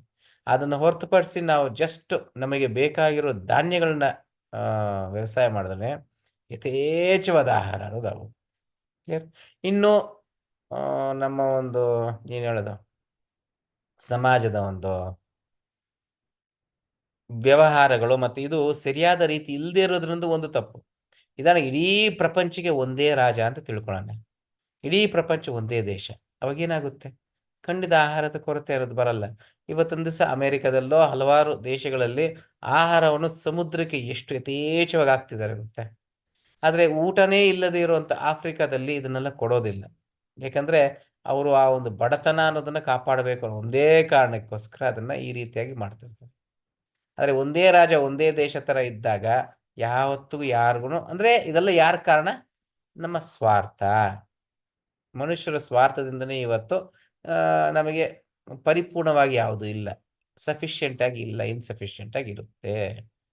Clear? Yes. Thus creating a colossal hoax in the name of civilization, they create an imbalance in the natural self-sufficiency of material nature. ಅದನ್ನು ಪ್ರಭುಪಾದ ಹೇಳ್ತಾರೆ. ಈ ರೀತಿಯಾಗಿ ಕೃತಕವಾಗಿ ಸೆಲ್ಫ್ ಸಫಿಷಿಯೆಂಟ್, ನಮಗೆ ಪರಿಪೂರ್ಣವಾಗಿ ಇಲ್ಲ ಅನ್ನೋ ಒಂದು ಬ್ಯಾಲೆನ್ಸ್ನ ಅವರು ಕ್ರಿಯೇಟ್ ಮಾಡೋದು. ಬ್ಯಾಲೆನ್ಸ್ ಆಗಿರೋದನ್ನ ಇಂಬ್ಯಾಲೆನ್ಸ್ ಅನ್ನೋದಾಗಿ ಮಾಡ್ತಿರ್ತಾರೆ. Clear? Yes. To think of material nature as all in all, not knowing the original cause, is ignorance. ಭೌತಿಕನೇ ಎಲ್ಲ ಅಂತ ತಿಳ್ಕೊಳ್ಳೋದು ನಮ್ಮ ಒಂದು ಮೂರ್ಖತ್ವ, ಅಜ್ಞಾನತನ. ಇದನ್ನೇ ಇವತ್ತಿನ ಸಾಧಕ ಕ್ಲಾಸಲ್ಲೂ ಅದನ್ನೇ ಚರ್ಚೆ ಮಾಡ್ತಿದ್ವಿ. ಮಾಯಾಪಾವೃತ ಜ್ಞಾನ, ಅಜ್ಞಾನದಲ್ಲಿ ಮುಳುಗೋಗಿರುವಂಥದ್ದು. Clear? Lord Chaitanya appeared in order to dissipate this darkness of ignorance by igniting the spark of spiritual life that can by his causeless mercy enlighten the entire world. ಇಡೀ ಪ್ರಪಂಚಕ್ಕೆ ಬೆಳಕು ಅನ್ನೋದನ್ನ ಚೈತನ್ಯ ಮಹಾಪ್ರಭುಗಳು ಕೊಟ್ಟರು. ಎಲ್ಲರಿಗೂ ಒಂದು ಜೀವನ ಅನ್ನೋದು ಕೊಟ್ಟರು. ಏನಾ ಬೆಳಕು? ಅದೇ ಈ ಒಂದು ಕೃಷ್ಣ ಪ್ರಜ್ಞೆ, Hare Krishna ಮಹಾಭಕ್ತ Clear? Yes. To explain how Maya acts by Krishna's power, the author of Sri Chaitanya Charitamrita gives the example of an iron rod in a fire. ಇದನ್ನ ಯಾವ ರೀತಿ ಮಾಯಾ ಕೆಲಸ ಮಾಡುತ್ತೆ, ಕೃಷ್ಣನ ಶಕ್ತಿ ಯಾವ ರೀತಿ ಕೆಲಸ ಮಾಡೋದಕ್ಕೆ ಅನ್ನೋ ಉದಾಹರಣೆಗೆ ಒಂದು ಬೆಂಕಿಯಲ್ಲಿ ಕಬ್ಬಿಣದ ಒಂದು ಏನ್ ಹೇಳೋದು, ಒಂದು ಕಬ್ಬಿಣದ ಒಂದು ರಾಡ್ ಬಗ್ಗೆ ಹೇಳಲಾಗಿದೆ, ಉದಾಹರಣೆ ಕೊಡಲಾಗಿದೆ. ಇಲ್ಲ ಕಬ್ಬಿಣ. Okay. Although the rod is not fire, it becomes red hot and acts like fire it self. So ಈ ಒಂದು ಭೌತಿಕಕ್ಕೆ ಯಾವುದೇ ಶಕ್ತಿ ಇರಲ್ಲ, ಯಾವುದು ಇರಲ್ಲ. ಬಟ್ ಯಾವಾಗ ಆ ಒಂದು ಭಗವಂತನ ಶಕ್ತಿ ಬಂದಾಗ, ಉದಾಹರಣೆಗೆ ಕಬ್ಬನಿಗೆ ಯಾವುದೇ ಒಂದು ಬಿಸಿ ಅನ್ನೋದಿರಲ್ಲ, ಆದರೆ ಬೆಂಕಿಯ ಒಂದು ಸಂಗತಿಯ ಮಾಡಿದ ತಕ್ಷಣ ಅದು ಬೆಂಕಿಯ ಎಲ್ಲ ಗುಣಗಳನ್ನು ಪಡ್ತಿರುತ್ತೆ. ಕ್ಲಿಯರ್? Similarly, ಅದೇ ರೀತಿ, similarly, all the actions and reactions of material nature are not actually the work of material nature, but are actions and reactions of the energy of the Supreme Lord manifested through matter. ಅಂದ್ರೆ ಈ ಒಂದು ಭೌತಿಕದ ಶಕ್ತಿ ಎಲ್ಲ ಇದೆ, ಇದಕ್ಕೆ ಯಾವುದೇ ಶಕ್ತಿ ಅನ್ನೋದು ಇರೋದಿಲ್ಲ, ಪರಿಣಾಮಗಳು ಇರೋದಿಲ್ಲ, ಶಕ್ತಿ ಅನ್ನೋದು ಇರೋದಿಲ್ಲ. ಆದ್ರೆ ಹೆಂಗಾಗ್ತಾ ಇದೆ, ಇದೆಲ್ಲ ಭಗವಂತನ ಒಂದು ಶಕ್ತಿ. ಈ ಭೌತಿಕದ ಮುಖಾಂತರ, ಭಗವಂತನ ಶಕ್ತಿಯ ಮುಖಾಂತರ ಭೌತಿಕದಲ್ಲಿ ಅದು ಆಗ್ತಿರುತ್ತೆ. ಕ್ಲಿಯರ್? ಇನ್ನು ಚಿಕ್ಕದಾಗಿ ಉದಾಹರಣೆ ಹೇಳ್ಕೊಳ್ಳೋಣ. ನಮ್ಮ ಒಂದು ದೇಹದ ಕಾರ್ಯಗಳು ಹೆಂಗಾಗ್ತಾ ಇದೆ. ಇವಾಗ ಎಲ್ಲರೂ ನಿಮ್ಮ ಕೈ ಮೇಲೆ ಎತ್ತಕ್ಕಾಗುತ್ತಾ? ಆಗುತ್ತೆ. ಮೇಲೆ ಕೆತ್ತಿದ್ದೀರಾ, ಯಾಕೆ? ಹೆಂಗ್ ಸಾಧ್ಯ ಆಯ್ತು? ಆಧ್ಯಾತ್ಮಿಕ ಶಕ್ತಿ ಪರಮಾತ್ಮನಿರೋದ್ರಿಂದ. ಆ ಪರಮಾತ್ಮನ ಆಚೆ ಹೋದ್ಮೇಲೆ ಆ ಕೈನ ಮೇಲೆ ಕೆತ್ತಿ ನೋಡೋಣ, ಆಗುತ್ತಾ? ಆಗಲ್ಲ. ಏನಾಗೋಗುತ್ತೆ? ಶವ ಆಗೋಗುತ್ತೆ. ಕರೆಕ್ಟ್? Very simple. ಇಡೀ ಭೌತಿಕ ಸೃಷ್ಟಿ ಅದೇ ಫಾರ್ಮುಲಾ, ಚೇಂಜ್ ಏನು ಆಗಲ್ಲ. ಎಲ್ಲಿ ಈ ಒಂದು ಇಡೀ ಜಗತ್ತಿನ ಪರಮಾತ್ಮ ಯಾರು? ನಮ್ಮ ಒಂದು ಏನು ಹೇಳೋದು, ವಿಶ್ವದ ಪರಮಾತ್ಮ ಯಾರು? ಗರ್ಭೋದಯ ಕಷಾಯ ವಿಷ್ಣು. ಆತ ಎಲ್ಲಿವರೆಗೂ ಇರ್ತಾನೆ ಅಲ್ಲಿವರೆಗೂ ಅದರ ಶಕ್ತಿಗಳು ಅನ್ನೋದು ನಡೀತಾ ಇರುತ್ತೆ. ಒಂದು ಸಲ ಪರಮಾತ್ಮ ಇಲ್ಲ ಅಂತಿದ್ದಾಗ ಅದು ಶಕ್ತಿಹೀನವಾಗುವ. Clear? The power of electricity is transmitted through the medium of copper, but this does not mean that the copper is electricity. ಇವಾಗ ಉದಾಹರಣೆಗೆ ನಾವು ಈ ಒಂದು ಏನು ಹೇಳೋದು, ಕಾಪರ್ ಕಾಡಲ್ಲಿ ಏನಂತೆ, ತಾಮ್ರನ, ತಾಮ್ರ ತಾನೆ? ಎಸ್. ಹೌದು ಪ್ರಭು. ಈ ಒಂದು ತಾಮ್ರ ವೈರ್ಗಳಿರುತ್ತೆ, ಆ ತಾಮ್ರದಲ್ಲಿ ಒಂದು ವಿದ್ಯುತ್ ಶಕ್ತಿ ಅನ್ನೋದು ಬರುತ್ತೆ. ಇವಾಗ ಅದನ್ನ ಕನೆಕ್ಟ್ ಮಾಡಿದ ತಕ್ಷಣ ಲೈಟ್ ಉರಿತದೆ. ಅವಾಗ ತಾಮ್ರದಲ್ಲೇ ಈ ಒಂದು ವಿದ್ಯುತ್ ಶಕ್ತಿ ಇರೋದು ಅನ್ನೋದ್ರ ತಿಳ್ಕೊಂಡ್ರೆ ಅದು ಮೂರ್ಖತ್ವ ಆಗುತ್ತೆ. ಕ್ಲಿಯರ್? ಆದ್ರೆ ಆ ಶಕ್ತಿ, ವಿದ್ಯುತ್ ಶಕ್ತಿ ಅದರಲ್ಲಿ ಬರುವಂತ ಒಂದು ಶಕ್ತಿ ಇದೆ. ಅದೇ ರೀತಿ ಭೌತಿಕ ಏನಾದ್ರು ಮಾಡ್ತಿದ್ರೆ ಭೌತಿಕದಿಂದನೇ ಆಗ್ತಾ ಇರೋದು ಅಜ್ಞಾನತನ. ಅದರ ಶಕ್ತಿ ಏನು ಅಂತ ತಿಳ್ಕೊಳ್ಳೋದು, ಭಗವಂತನ ಶಕ್ತಿಯನ್ನು ತಿಳ್ಕೊಳ್ಳೋದು, ಅದು ನಮ್ಮ ನಿಜವಾದ ಜ್ಞಾನದ ಆಧಾರ ಆಗಿದೆ. The power is generated at a powerhouse under the control of an expert living being. Similarly, behind all the jugglery of the natural laws is a great living being who is a person like the mechanical engineer in the powerhouse.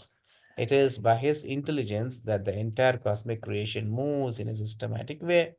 ಇದನ್ನು ಉದಾಹರಣೆಯಾಗಿ ಯಾವ ರೀತಿ ವಿದ್ಯುತ್ ಶಕ್ತಿ ಕೆಲಸ ಮಾಡುತ್ತೆ, ಅಲ್ಲಿ ಒಂದು ಬುದ್ಧಿವಂತನು ಕುಂತಿರೋದ್ರಿಂದ ಆ ಒಂದು ಬುದ್ಧಿಶಕ್ತಿಯಿಂದ ಈ ರೀತಿ ಆಗ್ತದೆ. ಅದೇ ರೀತಿ ಈ ಭೌತಿಕದ ಸೃಷ್ಟಿಯಲ್ಲೂ ಬುದ್ಧಿಶಕ್ತಿ ಇರೋದಿದೆ. ಆ ಬುದ್ಧಿ ಯಾರೋ? ಭಗವಂತ. ಭಗವಂತನಿಂದ ಈ ಭೌತಿಕದ ಕಾರ್ಯಗಳೆಲ್ಲ ನಡೀತಾ ಇದೆ. Clear? Yes. The modes of nature which directly cause material actions are also originally activated by Narayana. So ಅದೇ ರೀತಿನೇ ಈ ಒಂದು ಗುಣಗಳಾಗಿರ್ಬೋದು, ಇದೆಲ್ಲವೂ ಯಾವ ರೀತಿ ಆಕ್ಟಿವೇಟ್ ಆಗಿದೆ ಅಂದರೆ ನಾರಾಯಣನಿಂದ ಆಕ್ಟಿವೇಟ್ ಆಗಿದೆ. A simple example will explain how this is so. ಒಂದು ಚಿಕ್ಕ ಉದಾಹರಣೆ ಇದಕ್ಕೆ ನಮ್ಗೆ ಸಹಾಯ ಮಾಡುತ್ತೆ. When a potter manufactures a pot from clay, the potter's wheel is tools and the clay are the immediate causes of the pot, but the potter is the chief cause. ಉದಾಹರಣೆಗೆ ಒಂದು ಮಡಕೆ ಏನಾದರೂ ಮಾಡ್ತೀವಿ ಅಂತ ತಿಳ್ಕೊಳ್ಳೋಣ.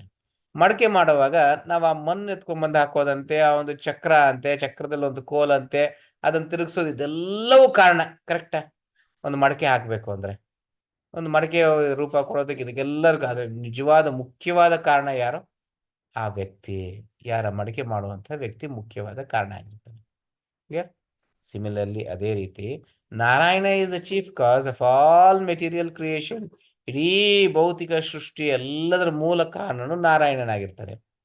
And the material energy supplies the ingredients of matter. ಮತ್ತು ಭೌತಿಕ ಶಕ್ತಿಯನ್ನು ಆ ಒಂದು ಇಂಗ್ರೀಡಿಯೆಂಟ್ಸ್, ಪದಾರ್ಥಗಳನ್ನ, ಆ ಕಾರ್ಯಕ್ಕೆ ಬೇಕಾಗಿರೋ ಪದಾರ್ಥಗಳನ್ನ ಕೊಡ್ತಾಳೆ. Therefore, without Narayana, all other causes are useless. ಆದ ಕಾರಣ ನಾರಾಯಣನೇ ಇಲ್ಲ ಅಂದ್ರೆ ಮಿಕ್ಕಿರೋದು ಎಲ್ಲವೂ ವ್ಯರ್ಥ ಆಗೋಗುತ್ತೆ, ಶಕ್ತಿಹೀನ ಆಗುತ್ತೆ. Just as the potter's wheel and tools are useless without the potter himself. ಆ ಒಂದು ವ್ಯಕ್ತಿ ಮಡಿಗೆ ಮಾಡುವ ವ್ಯಕ್ತಿಯೇ ಇಲ್ಲ ಅಂದ್ರೆ ಆ ಚಕ್ರ ಆಗಿರ್ಬೋದು, ಆ ಕೋಲಾಗಿರ್ಬೋದು, ಅವ್ರ ಮಣ್ಣಾಗಿರ್ಬೋದು, ಎಲ್ಲವೂ ವ್ಯರ್ಥತೆನೆ. Since materialistic scientists ignore the personality of Godhead, it is as if they were concerned with the potter's wheel and its rotation, the potter's tools and the ingredients for the pots, but had no knowledge of the potter himself. ಅದೇ ರೀತಿನೇ ಈ ಒಂದು ಭೌತಿಕದ ವಿಜ್ಞಾನಿಗಳು ಮೂರ್ಖರಾಗಿದ್ದಾರೆ. ಅವರು ಈ ಒಂದು ಚಕ್ರದ ಬಗ್ಗೆ ಹೇಳ್ತಾರೆ, ಮಣ್ಣಿನ ಬಗ್ಗೆ ಹೇಳ್ತಾರೆ, ಅದನ್ನ ತಿರುಗಿಸೋ ಕೋಲ್ ಬಗ್ಗೆ ಹಲವಾರು ವಿಚಾರಗಳು ಹೇಳ್ತಾರೆ. ಆದ್ರೆ ಅವರು ಇದನ್ನ ಚಕ್ರವನ್ನು ತಿರುಗಿಸ್ತಾ ಇರೋ ವ್ಯಕ್ತಿ ಯಾರು, ಆ ಮಡಿಕೆಯನ್ನು ಮಾಡುವ ವ್ಯಕ್ತಿ ಕಾಣಿಸ್ತಾ ಇಲ್ಲ. ಆದ ಕಾರಣ ನಾವು ಏನ್ ಚಕ್ರ ಇಟ್ಕೊಂಡು ಏನ್ ಮಾಡೋಣ, ಮಣ್ಣು ಇಟ್ಕೊಂಡು ಏನ್ ಮಾಡೋಣ, ಮಡಿಕೆ ಆಗುತ್ತಾ? ಆಗಲ್ಲ. ಮಡಿಕೆ ಮಾಡೋ ವ್ಯಕ್ತಿ ಇರಲೇಬೇಕು. ಅದೇ ರೀತಿ ಸೃಷ್ಟಿಗೆ ಭಗವಂತನೇ ಇಲ್ಲದೆ ಯಾವುದೂ ಆಗೋದಿಲ್ಲ. ಈ ಒಂದು ಸರಳವಾದ ಒಂದು ಇದನ್ನ ಈ ಒಂದು ವಿಜ್ಞಾನಿಗಳು ಅರ್ಥ ಮಾಡ್ಕೊಳ್ಳೋಕೆ ಆಗ್ತಾ ಇಲ್ಲ. Therefore, modern science has created an imperfect godless civilization that is in gross ignorance of the ultimate cause. ಎಲ್ಲದಕ್ಕೂ ಮೂಲ ಕಾರಣ ಇವತ್ತಿನ ಸಮಾಜ ಏನು ಅಂದ್ರೆ ಭಗವಂತನಿಲ್ಲದೇ ಇರುವಂತಹ ಒಂದು ಸಮಾಜವನ್ನು ಕಟ್ಟಿರುವಂಥದ್ದು. Scientific advancement should have a great goal to attain, and that great goal should be the personality of Godhead. ಖಂಡಿತ ನಮ್ಮಲ್ಲೂ ಅಷ್ಟೇ ಒಂದು ವೈಜ್ಞಾನಿಕವಾದ ಒಂದು ಪ್ರಗತಿ ಅನ್ನೋದು ಆಗಬೇಕು. ನಮ್ಮೆಲ್ಲರಿಗೂ ಒಂದು ಗುರಿ ಅಂತ ಇರಬೇಕು. ಆ ಗುರಿ ಏನು? ನಾನು ಭಗವಂತನ ಪಡ್ಕೊಳ್ಳೋದೇ ಆ ಗುರಿಯಾಗಿರ್ಬೇಕು, ಇಲ್ಲ ಅರ್ಥ ಮಾಡ್ಕೊಳ್ಳೋದೇ ಗುರಿಯಾಗಿರ್ಬೇಕು. In the Bhagavad Gita, it is said that after conducting research for many births, great men of knowledge who stress the importance of experimental thought can know the personality of God, who is the cause of all causes. So ಭಗವದ್ಗೀತೆಯಲ್ಲಿ ಹೇಳಲಾಗಿದೆ, ಎಷ್ಟೋ ಜನ್ಮಗಳು ಆತ ಈ ರೀತಿಯಾಗಿ ಜ್ಞಾನವನ್ನು ಶೇಖರಣೆ ಮಾಡ್ತಾ, ಸಂಶೋಧನೆ ಮಾಡ್ತಾ, ಇದೆಲ್ಲ ಮಾಡಿ ಮಾಡಿ ಮಾಡಿ ಮಾಡಿ ಕೊನೆಗೆ ದೇವೋತ್ತಮ ಪರಮ ಪುರುಷನು ಎಲ್ಲ ಕಾರಣಗಳ ಕಾರಣಕರ್ತನು ಅಂತ ಅರ್ಥ ಮಾಡ್ಕೊಳ್ಳೋದಕ್ಕೆ ಸಾಧ್ಯ ಆಗುತ್ತೆ. ಬಹುನಾಂ ಜನ್ಮನಾಮಂತೆ ಜ್ಞಾನವಾನ್ ಮಾಂ ಪ್ರಪದ್ಯತೆ ವಾಸುದೇವ ಸರ್ವಮಿತಿ ಸ Mahatma ಸುದುರ್ಲಭ. Okay. When one knows him perfectly, one surrenders unto him and then becomes a Mahatma. ಯಾವಾಗ ಮಹಾತ್ಮ ಆಗ್ತಾನೆ? When one knows him perfectly. ಅತಿ ಮುಖ್ಯವಾದದ್ದು ತಗೊಳ್ಬೇಕು. ನಾವೆಲ್ಲ ಆಗ್ಬಿಟ್ವಾ? ಖಂಡಿತ ಆಗಿಲ್ಲ. ಆತ ಮಹಾತ್ಮನ ಯಾವಾಗ ಆಗ್ತಾನೆ? ಯಾವಾಗ ಪರಿಪೂರ್ಣವಾದ ಜ್ಞಾನ ಒಂದಾಗಿರ್ತಾನೆ ಮತ್ತೆ ಸಚ್ಚಿತ್ ಆನಂದನಾಗಿರ್ತಾನೆ. ಭೌತಿಕದ ಲೇಪಗಳು ಕಲ್ಮಶಗಳು ಇಲ್ದಿರುವಾಗ, ಪರ್ಫೆಕ್ಟ್ ಪರಿಪೂರ್ಣ ವ್ಯಕ್ತಿ ಆದ್ಮೇಲೆ. One surrenders unto him. ಈ ರೀತಿ ಬಂದ ಮೇಲೇನೆ ಕೃಷ್ಣನಿಗೆ ಶರಣಾಗತಿ ಆಗೋದು. ಕೆಲವೊಮ್ಮೆ ನಾವು ಹೇಳ್ತಾ ಇರ್ತೀವಿ, ನಾವು ಕೃಷ್ಣನ್ ಶರಣಾಗತಿ ಆಗ್ಬಿಡ್ತೀವಿ. ಖಂಡಿತ ಆಗಲ್ಲ. ನಾನು ಮಹಾತ್ಮ ಆಗೋವರೆಗೂ ಶರಣಾಗತಿ ಆಗೋದಕ್ಕೆ ಆಗಲ್ಲ. ಯಾಕೆ? ನನ್ನಲ್ಲಿ ಶರಣಾಗತಿ ಆಗುವಂತಹ ಒಂದು ಗುಣಗಳೇ ಇರೋದಿಲ್ಲ. ಫಸ್ಟ್ ಪಾಯಿಂಟ್, ಶುದ್ಧ ಸತ್ವದಲ್ಲಿ ಮಾತ್ರ ಭಗವಂತನಿಗೆ ಪರಿಪೂರ್ಣವಾಗಿ ಶರಣಾಗತಿ ಆಗೋದು. ನಾವೆಲ್ಲ ಆಗಕ್ಕಾಗಲ್ಲ. ನಾವೆಲ್ಲ ಭೌತಿಕ ಮಧ್ಯದಲ್ಲಿ ಭೌತಿಕ ಇಟ್ಕೊಂಡು ಭೌತಿಕದ ಮುಖಾಂತರ ಶರಣಾಗತಿ ಇರೋದಾಗ್ತೀವಿ. ಯಾಕೆ? ನನಗೆ ಆ ಭೌತಿಕದ ಅನುಕೂಲತೆ ಸಿಗಲಿ ಅನ್ನೋ ಕಾರಣಕ್ಕೋಸ್ಕರ ನಾನು ಕೃಷ್ಣನ ಹೊರತುಪಡಿಸಿ ನನಗೆ ಭೌತಿಕ ಸಿಗಲ್ಲ ಅಂದ್ರೆ ಕೃಷ್ಣನ ಶರಣಾಗತಿ ಆಗಲ್ಲ. ಯಾವುದೋ ಕೋರಿಕೆಗಳಿಂದ ಆಗ್ತಾ ಇರ್ತೀನಿ. ಆದ ಕಾರಣ ನಮ್ಮಲ್ಲಿ ಯಾರು ಇದುವರೆಗೂ ಇನ್ನೂ ಕೃಷ್ಣನಿಗೆ ಶರಣಾಗತಿ ಆಗಿಲ್ಲ. ಕ್ಲಿಯರ್? ಕೃಷ್ಣನಿಗೆ ಶರಣಾಗತಿ ಆಗೋದೇ ಶುದ್ಧ ಸತ್ವಕ್ಕೆ ಬಂದ ನಂತರ ಅಂದ್ರೆ ಮಹಾತ್ಮನಾದ ಮೇಲೆ. Okay, one surrenders unto him and then becomes a mahatma. ಪರಿಪೂರ್ಣತೆ ಆದ ನಂತರ ಶರಣಾಗತಿ ಆಗ್ತಾನೆ. ಶರಣಾಗತಿ ಆದ ನಂತರ ಆತ ಮಹಾತ್ಮನಾಗ್ತಾನೆ. ಕ್ಲಿಯರ್? ಹರೇ ಕೃಷ್ಣ. ಸೊ ಇಲ್ಲಿಗೆ ನಿಲ್ಸನೆ ಇವತ್ತು. ನಿನ್ನೆ ಅದು ಶ್ರೀಮದ್ ಭಾಗವತದಲ್ಲಿ ಮಾಡಿರೋದ್ರಿಂದ ತಪ್ಪಾಗೋಯ್ತು. ಜ್ಞಾಪಕ ಇಟ್ಕೊಳ್ಳ. 52 ಜ್ಞಾಪಕ ಇಲ್ಲಿ ಇರುತ್ತೆ, ಬುಕ್ ಮಾರ್ಕ್ ಅಷ್ಟೇ. ಓಕೆ, ಹರೇ ಕೃಷ್ಣ. ಇವಾಗ ಯಾರಿಗಾದ್ರು ಪ್ರಶ್ನೆಗಳಿದ್ರೆ ಹ್ಯಾಂಡ್ ರೈಸ್ ಮಾಡಿ.